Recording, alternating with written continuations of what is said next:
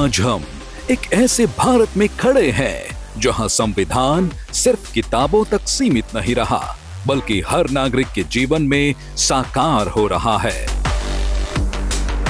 साल 2014 से पहले भारत का कानूनी और संवैधानिक ढांचा औपनिवेशिक युग की जंजीरों में जकड़ा हुआ था।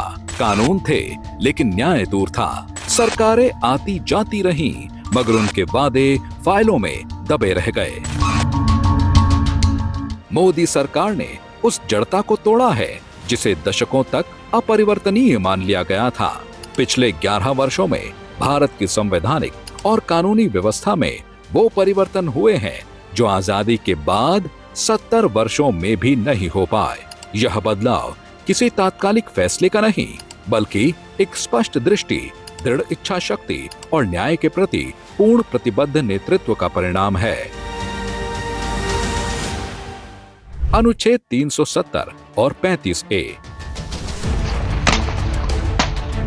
चलिए सबसे पहले बात उस ऐतिहासिक फैसले की करते हैं जिसने न सिर्फ संवैधानिक बल्कि देश की आंतरिक सुरक्षा के पूरे दृष्टिकोण को पूरी तरह से बदल दिया। अनुच्छेद 370 के सभी खंड लागू नहीं होंगे। 5 अगस्त 2019 एक ऐसी तारीख जो स्वर्णिम अक्षरों में दर्ज हो चुकी है। अनुच्छेद 370 और 35A के कारण जम्मू कश्मीर दशकों तक देश की मुख्य धारा से अलग थलग रहा। 35A के साथ छेड़छाड़ करना बारूद को आग लगाने के बराबर होगा। अनेक केंद्रीय कानून वहां लागू ही नहीं हो पाते थे। बाल विवाह निषेध कानून, शिक्षा का अधिकार, भूमि सुधार जैसे बुनियादी अधिकार वहां के नागरिकों को उपलब्ध नहीं थे। लोग कहते थे कि यह 370 हटना असंभव है, लेकिन मोदी सरकार ने इसका संवैधानिक तरीके से रास्ता निकालकर असंभव को संभव कर दिखाया। अनुच्छेद 370 के हटने के बाद जम्मू कश्मीर भारत की संवैधानिक माला में पूर्ण रूप से पिरोया गया, जिसके नतीजे आज सबके सामने हैं। आतंकी घटनाओं में बड़ी गिरावट, बुनियादी ढांचे का अभूतपूर्व विस्तार, विश्व का सबसे ऊंचा रेलवे ब्रिज और बड़े पैमाने पर निवेश। यह सिर्फ एक फैसला नहीं था, यह था संवैधानिक साहस। 3 तलाक। अब बात उस कानून की जिसने देश की करोड़ों मुस्लिम महिलाओं को सम्मान और सुरक्षा दी।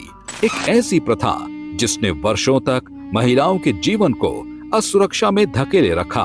फोन संदेश या व्हाट्सएप पर बोले गए 3 शब्द एक पूरी जिंदगी को तबाह कर देते थे। दशकों तक वोट बैंक की राजनीति ने इस अन्याय पर आंखें मूंदे रखीं, लेकिन वर्ष 2019 में मोदी सरकार ने साहसिक निर्णय लेते हुए 3 तलाक को अपराध घोषित किया। 3 तलाक कितने उतार चढ़ाव से हमारी मुस्लिम बहनें इंतजार कर रही थी। अदालतों ने उनके पक्ष में निर्णय किए थे, लेकिन वो हक उनको प्राप्त नहीं हो रहा था। मजबूरियों से गुजारा करना पड़ रहा था। कोई प्रकट रूप से कहे, कोई अप्रकट रूप से कहे, लेकिन 3 तलाक से मुक्ति का बहुत महत्वपूर्ण और नारी शक्ति के सम्मान का काम 17वीं लोकसभा ने किया है। इस कानून के बाद महिलाओं के साथ होने वाले इस अत्याचार में भारी गिरावट दर्ज हुई। आज मुस्लिम महिलाएं सम्मान, सुरक्षा और अधिकार के साथ जीवन जी रही हैं। यही है वास्तविक सामाजिक न्याय। नागरिकता संशोधन कानून CAA। पड़ोसी देशों में धार्मिक उत्पीड़न का शिकार हुए अल्पसंख्यकों के लिए मोदी सरकार ने मानवीय दृष्टिकोण अपनाया और इन देशों से धर्म के आधार पर प्रताड़ना झेलकर आने वाले हिंदू, सिख, बौद्ध, जैन, पारसी और ईसाई धर्म के लोगों को भारत की नागरिकता देने के लिए 12 दिसंबर 2019 को कानून बनाया गया। इस कानून के विरोध में विपक्षी दलों ने खूब भ्रम फैलाया, लेकिन सच्चाई यही है कि यह कानून मानवता का संदेश है, राजनीति का औजार नहीं। नारी शक्ति वंदन अधिनियम।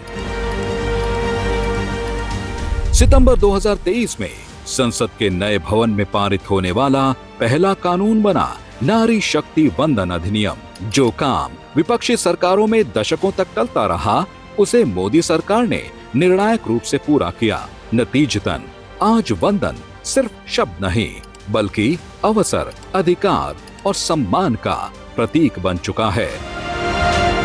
और नया भारत नारी शक्ति के नेतृत्व में आगे बढ़ रहा है। और यही कारण है कि आज देश की महिलाएं भी मोदी सरकार के साथ कदम से कदम मिलाकर चल रही हैं। श्री राम मंदिर 500 वर्षों का इंतजार, दशकों की कानूनी लड़ाई और करोड़ों श्रद्धालुओं की आस्था। 9 नवंबर 2019 को सर्वोच्च न्यायालय ने सर्वसम्मति से पूरी विवादित भूमि राम मंदिर निर्माण के लिए सौंप दी।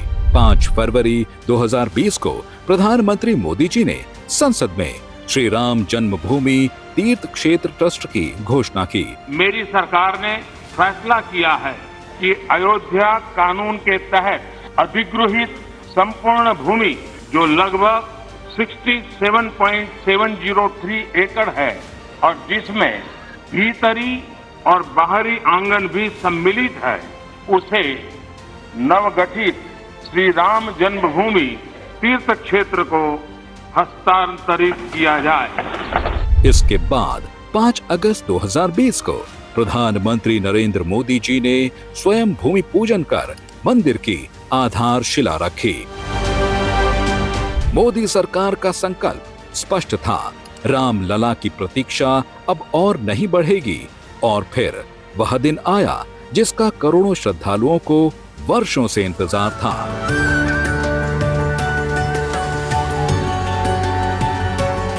आज हमारे राम आ गए हैं। 25 नवंबर 2025 को प्रधानमंत्री मोदी जी ने 191 फुट ऊंचा धर्मध्वज फहराया। यह सिर्फ एक ध्वज नहीं था, बल्कि भारत के सांस्कृतिक पुनर्जागरण का उद्घोष था। यह संदेश था कि विकसित भारत अपनी जड़ों से जुड़कर ही ऊंचाइयों को छू सकता है।